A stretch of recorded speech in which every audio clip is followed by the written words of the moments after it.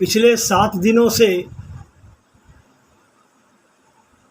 हमारे हावड़ा अंचल में, हावड़ा शहर में जिस प्रकार की हिंसा, तांडव, अराजकता फैली है, आज तक मैंने नहीं देखा था। लगातार 6 दिनों तक हावड़ा के सारे नेट बंद कर दिए गए। नूपुर शर्मा का विवाद इतना बढ़ गया है कि साधारण आदमी जो है वो परेशान हो गया है। भारत के मुसलमानों को दो तीन बात जो है समझ लेनी चाहिए। जब तक इस्लाम के नौजवान विद्रोह नहीं करेंगे और अपनी वरीयता को मजहब से हटाकर शिक्षा, कैरियर, समाज की मुख्य धारा पर नहीं लाएंगे, कुछ भी होना नहीं है।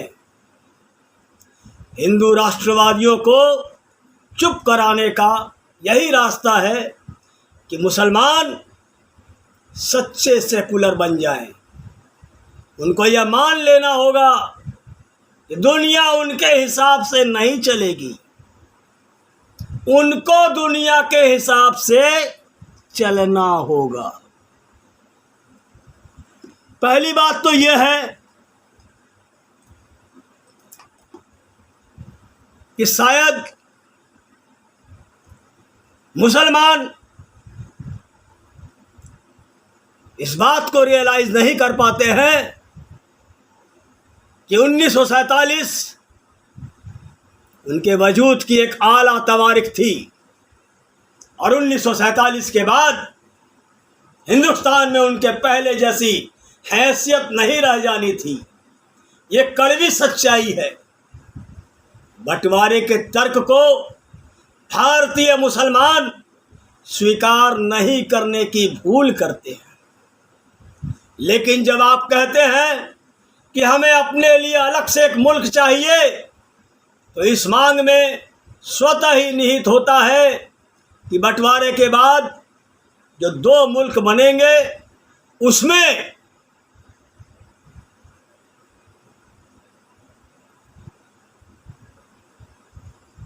दूसरा वाला दूसरे के लिए होगा। यहाँ पर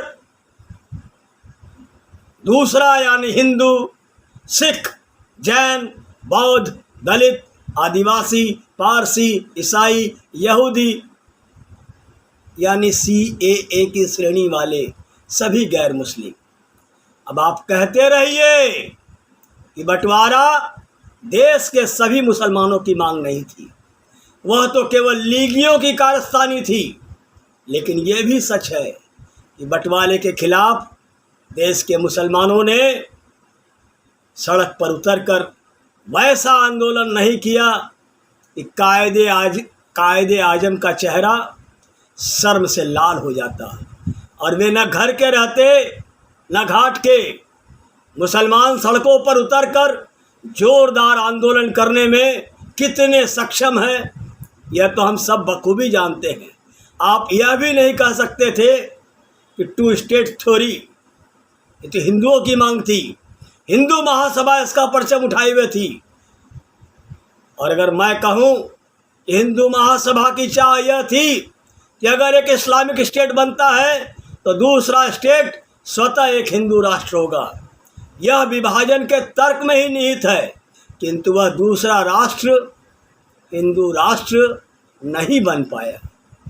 जैसा प्रदर्शन मुसलमान आज कर रहे हैं, काश वैसा ही उन्होंने 1947 में बंटवारे के वक्त दिखाया होता। इस बात को हिंदुस्तान के मुसलमान नहीं समझ पाते हैं कि इसने हिंदुस्तान में उनके हैसियत को बड़ी एहतियात और सूझबूझ से बरती जाने वाली नाजुक चीज़ बना दिया है।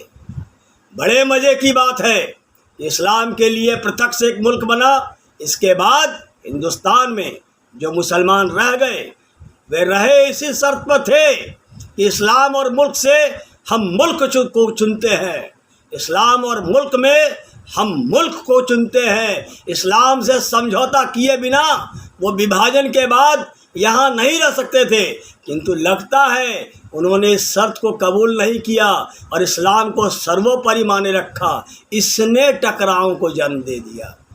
इसको इस तरह से देखें कि एक घर में दो बेटे हैं, दूसरा बेटा लड़ झगड़ कर दंगा फसाद करके बंटवारा कर लेता है, घर के बीच एक दीवार खड़ी कर देता है, लेकिन बाप दोनों बेटों को बराबर की नज़र से देखता है। तो वो दूसरे बेटे से कहता ठीक है बंटवारा हो गया, लेकिन तुम चाहो तो अब भी पहले वाले बेटे के घर में आना जाना कर सकते हो, तुम्हारा स्वागत रहेगा।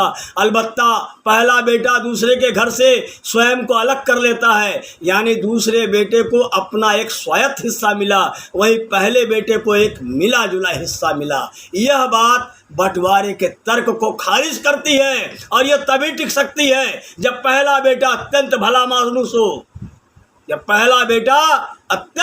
मानुस हो, लेकिन इस बात की गारंटी नहीं है कि उसके नाती पोते भी उतने ही भले मानुस होंगे, दूसरे का उतना ही लिहाज करेंगे। वहीं दूसरे को भी यह बात समझ लेनी चाहिए कि बंटवारा लेने के बाद अब उसकी पहले वाले के घर में वैसी पूछ परख नहीं हो सकती जैसी पहले होती थी। यह कोई वैसी चीज़ नहीं है जिसे संविधान में साफ साफ शब्दों में लिखा जाए, ताकि संविधान विशारद किताब खोल करके देखे कि यह कहाँ पर लिखा हुआ है। यह तो सीधा साधा सामाजिक मनोविज्ञान है। और समझने की बात है कि भारत के हिंदुओं को लगता है कि मुसलमानों ने अपना पाकिस्तान ले लिया और भारत में भी रह गए, न केवल रहे बल्कि पूरी अकड़ के साथ रहे। यह एक समस्या मूलक कोण है, यह गृह युद्ध की ओर ले जाने वाली रेसिपी है। बंटवारे के बाद जिन मुसलमानों को हिंदुस्तान में रहने की इजाज़त दी गई, हुक्मरानों ने उनसे कहा कि आप चिंता ना करें, आपको यहाँ भरपूर इज्जत दी जाएगी। यह कहने वाली बात थी। ये तो कह नहीं सकते थे कि आपको दोयम दर्जे का नागरिक माना जाएगा। यह वैसा ही है जैसे घर में आए मेहमान से कहा जाता है इसको आप अपना ही घर समझिए। इसका मतलब ये नहीं मेहमान उस घर में अपनी मिल्कियत का दावा ठोक दे। मुसलमान इस सामान्य शिष्टाचार को समझ नहीं पा रहा है और उसको लग रहा है पाकिस्तान भी अपना है और हिंदुस्तान में भी हम अपने हिसाब से रहेंगे। वो ये भूल गए कि मालिक मकान एक सीमा तक ही लिहाज करेगा। अव्वल तो मुसलमानों को बंटवारे के खिलाफ मुहिम छेड़ना थी, जो उन्होंने नहीं छेड़ी। तो कौमी एकता के तरानों और गंगा जमुनी फसानों का खात्मा तो सन 47 में ही हो गया। जो यहाँ रह गए उनको इसके बाद बड़ी एहतियात से हिंदुस्तान के सेकुलर नागरिक बनकर रहना था और घर से निकलने से पहले अपने इस्लाम को घर पर ही छोड़कर आना था। उन्होंने ये भी नहीं किया, वो अपनी शरीयत, हिजाब, वक़्फ़, अजान, हलाल, बाबरी पर अड़े रहे। वो ये भूल गए ये सब करने के लिए पाकिस्तान पहले ही ले चुका है और अब बचे हुए मुल्क में ये सब चलने वाला नहीं है। भारत के बुद्धिजीवियों का ये फर्ज था कि मुसलमानों को तमाम बात प्यार से समझाते, लेकिन वो उल्टे मुसलमानों की खुशामद और चापलूसी करने लगे, यानी उन्होंने करेले पर नीम चढ़ा दिया। वंचित तबके और अल्पसंख्यक समुदाय के हक की बात करना एक और बात है और उसकी तमाम गलतियों को नज़रअंदाज करना, उल्टे उसको सही साबित करने के लिए नित नई दलीलें खोज लाना दूसरी बात है। गीता में श्री कृष्ण ने अर्जुन को हे महाबाहु अर्जुन, हे निष्पाप अर्जुन आदि संबोधनों से पुकारा था, क्योंकि कुरुक्षेत्र में अर्जुन दुविधा से भरा हुआ था। लेकिन भारत के बुद्धिजीवी जिस तरह से मुसलमानों को हे महाबाहु मुस्लिम, हे महाबाहु मुस्लिम, हे निष्पाप मुस्लिम कहकर पुकारते हैं, उसका कोई तुक नहीं है। क्योंकि इतिहास के कुरुक्षेत्र में मुसलमान के पास चाहे जो कुछ भी हो, इतिहास के कुरुक्षेत्र में मुसलमानों के पास चाहे जो कुछ भी हो, मुसलमानों में दुविधा तो हरगिज नहीं है। यह पूरी तरह से निश्चित है कि एक ही अल्लाह है एक ही रसूल है, एक ही फिलॉसफी है और वही अंतिम फिलॉसफी है। उसमें रत्ती तोला मासा भी बदलाव अब नहीं हो सकता है। ऐसे आदमी को आप हे महाबाहु बोलोगे तो उल्टा उसका हौसला बुलंद हो जाएगा, जबकि उसको आत्मचिंतन में डालने की ज़रूरत है। उसमें खुद पर सवाल पैदा होने चाहिए। इस समस्या का एक ही हल मुझे सूझता है और वो ये, इस समस्या का एक ही हल मुझे सूझता है और वो ये, इस्लाम के भीतर बगावत हो जाए तभी बात बनेगी। यानी इस्लाम की नई पीढ़ी के नौजवान खुद ही अपने दकियानूसी मजहब के खिलाफ मोर्चा खोल लें और लड़के बोले कि हमको पत्थर वगैरह नहीं फेंकना है, हमको पेचीदा गलियों वाली बस्तियों में नहीं रहना है, हम हिंदुस्तान की मुख्य धारा का हिस्सा बनना चाहते हैं और इसके लिए जो ज़रूरी होगा वो हम करेंगे। और लड़कियां बोले हमको हिजाब में नहीं रहना है, हम खुली हवा में सांस लेना चाहते हैं, तब जा कर के कुछ हलचल हो। अभी तो दूर दूर तक इसके आसार नहीं है, क्योंकि इस्लाम में पहली सुन्नत सोचने की क्षमता की कर दी जाती है। वहाँ आलोचनात्मक चिंतन की तो कोई जगह ही नहीं है। लेकिन जब तक इस्लाम के नौजवान विद्रोह नहीं करेंगे, अपनी वरीयता को मजहब से हटाकर नौकरी, शिक्षा, कैरियर, समाज की मुख्य धारा पर नहीं लाएंगे, कुछ भी नहीं होने वाला है। हिंदू राष्ट्रवादियों को चुप कराने का भी यही रास्ता है कि मुस्लिम सच्चे सेकुलर बन जाएं।